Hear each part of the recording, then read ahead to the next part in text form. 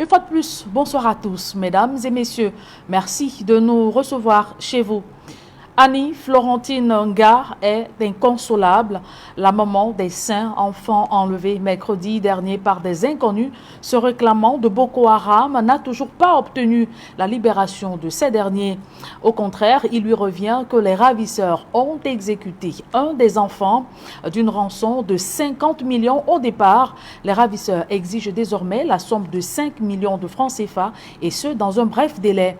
Pendant ce temps, c'est le silence radio de la part des pouvoirs publics et de la compagnie de transport. Rodrigue Ngassi, Marcelin Gorson. Assise sur le perron qui permet d'accéder au domicile familial, Annie Florentine Nga a presque perdu l'usage de la parole. C'est que peu avant notre arrivée, et alors même que le stress s'est emparé d'elle depuis une semaine, elle a reçu des ravisseurs, un appel qui la bouleverse davantage.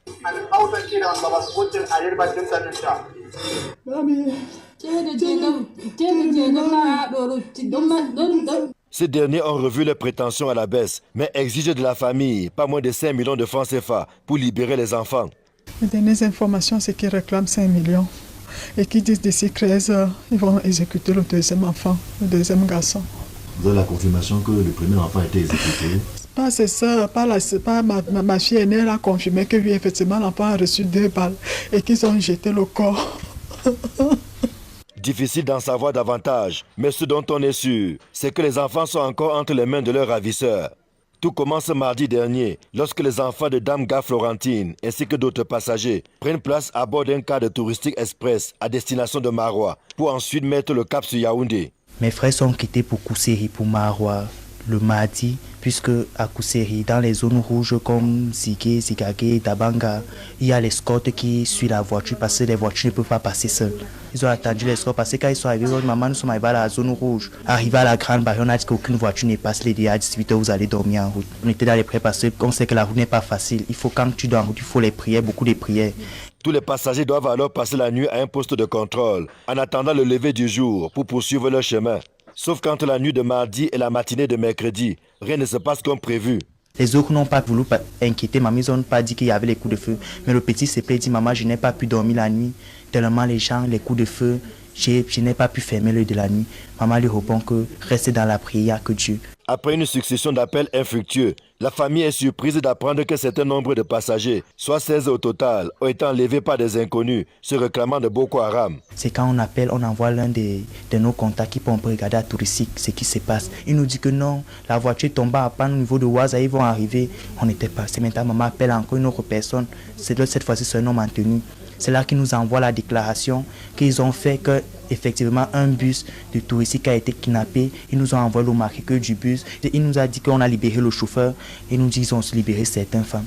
Une semaine après ce drame, et alors que la famille Nga ne sait où mettre la tête, ce silence radio, aussi bien du côté des autorités locales que du gouvernement et de la compagnie de transport touristique Express. Aucune communication officielle, ni sur les circonstances de la survenue de cet enlèvement, encore moins sur les mesures prises depuis lors pour faire libérer les otages. Tout se passe comme si le chien aboie, puis la caravane passe, aux grandes dames de la famille Nga, abandonnées à elles-mêmes. Mais nous vivons dans quel pays?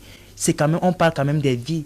5 enfants, ce n'est pas 5 poulets, ce n'est pas 5 objets, on parle des vies humaines, ce n'est pas quelque chose qu'on peut prendre à la légère. Jusqu'à on demande la rançon 5 millions, vous-même vous voyez l'état de notre maison. Voilà la photo de ma grand-mère, on vient de perdre ma grand-mère. Ça ne fait même pas encore 1 mois qu'on l'a déjà enterré. Nous sommes encore en larmes jusqu'à présent. On va payer, on va trouver 5 millions où? Et jusqu'à présent, l'État n'a pas encore rien, aucune réaction. En raison du climat délétère qui prévaut dans plusieurs localités traversées par la nationale numéro 1, Mora Dabanga Kousséri, les véhicules appartenant aux agents de voyage sont systématiquement escortés par des éléments des forces de défense camerounaises. La question qui taraude alors les esprits est de savoir comment, en dépit de cette précaution sécuritaire, des éléments de Boko Haram ont pu s'attaquer à un bus au point d'enlever plusieurs personnes avant de disparaître dans la nature. Et l'État du Cameroun se moquerait-il royalement de la sécurité de ses citoyens alors qu'une tragédie d'un autre genre suscite l'émoi au sein de l'opinion nationale depuis bientôt une semaine? Les pouvoirs publics restent murés dans un silence qui choque. Aucune communication sur ce kidnapping de masse sur la route Maroua-Kousséri avec parmi les victimes des enfants. J'irai Siopa Dalastiana, Kevin Tiogo. De la part des autorités gouvernementales, 5 jours après le kidnapping de masse d'une dizaine de citoyens camerounais à Zigagay dans la région du Nord Cameroun. Parmi les otages, 5 enfants, toujours entre les mains des ravisseurs, soupçonnés d'appartenir à la secte terroriste Boko Haram qui opère depuis plus d'une décennie dans les régions septentrionales du pays.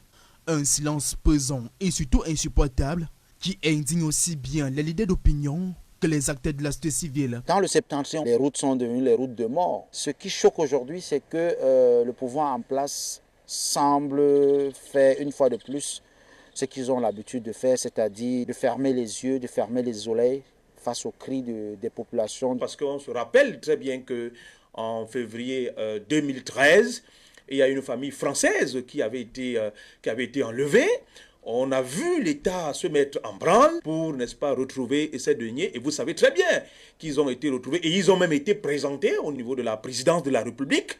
Plus qu'un sentiment d'abandon, ce manque de communication soulève d'interminables interrogations et trahit de l'avis des observateurs une scission entre le pouvoir et les populations. Parce que jusqu'à présent, le shérif n'a pas encore agi. On se pose bien la question, est-ce que, généralement, les expressions qu'on utilise souvent, le moulinex, c'est simplement pour écraser les Camerounais. Ce sont des personnes qui ont enlevé, n'est-ce pas, ces enfants. C'est là où on attend le moulinex. Il ne s'agit pas simplement d'utiliser les leviers administratifs pour mater et pour écraser les populations. Est-ce que le moulinex est tombé en panne?